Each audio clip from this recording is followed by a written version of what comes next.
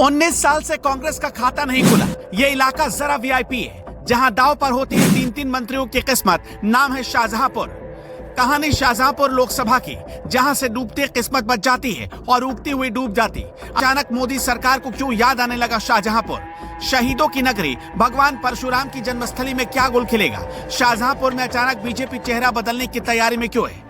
शहीदों की नगरी कही जाने वाली शाहजहांपुर में लोकसभा चुनाव सीट के क्या समीकरण है? शाहजहांपुर लोकसभा सीट पर कांग्रेस और बीजेपी का हमेशा से ही दबदबा रहा। साल 1951 से लेकर अब तक हुए चुनाव में कांग्रेस के प्रत्याशी 9 बार, बीजेपी के प्रत्याशी 3 बार और सपा जनता दल के प्रत्याशियों ने 2-2 बार जीत हासिल की।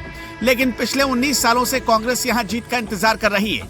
देखा जाए तो कांग्रेस जीत का स्वाद लंबे समय तक चख नहीं पाई है। साथ ही बसपा का यहां खाता तक नहीं खुला। बसपा शाहजहांपुर लोकसभा सीट से आज तक कभी नहीं जीती। सपा ने यहां से जरूर 2 बार जीत हासिल की।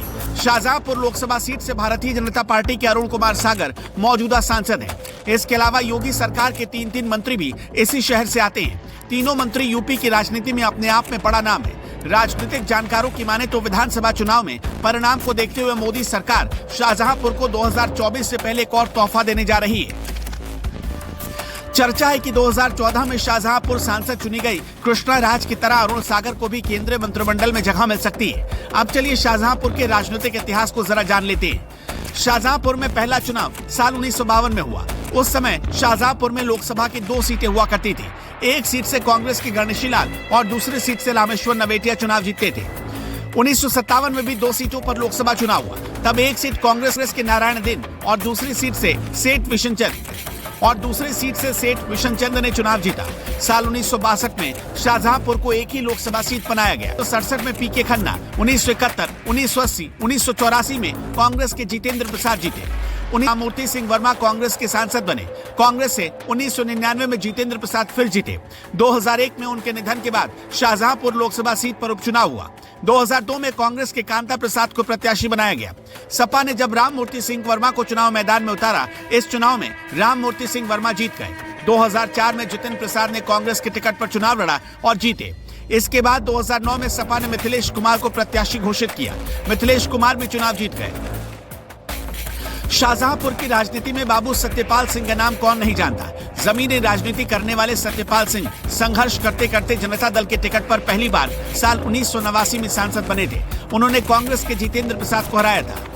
उनके परिणामों की बात करें तो यहाँ भाजपा का कब्जा रहा। 2014 में कृष्णा राज 2 लाख से ज्यादा वोटों से जीती थी।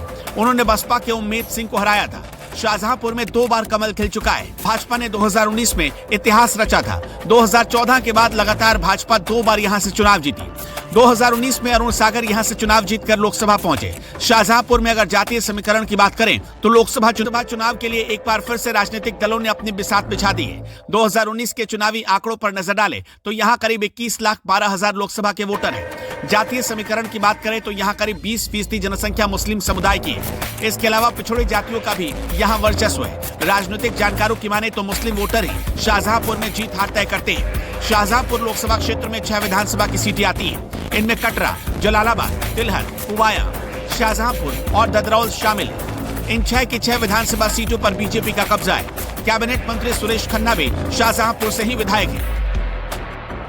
राजनीति में सुरेश खन्ना का नाम भी बहुत अहम है। सुरेश खन्ना शाहजहांपुर से लगातार 9 बार विधायक चुने जा चुके हैं। वर्तमान में खन्ना योगी सरकार में वित्त मंत्री के साथ साथ संसदीय कार्य मंत्री का कार्यभार भी देखते हैं। शाहजहांपुर में भगवान परशुराम की जन्मस्थली मौजूद है।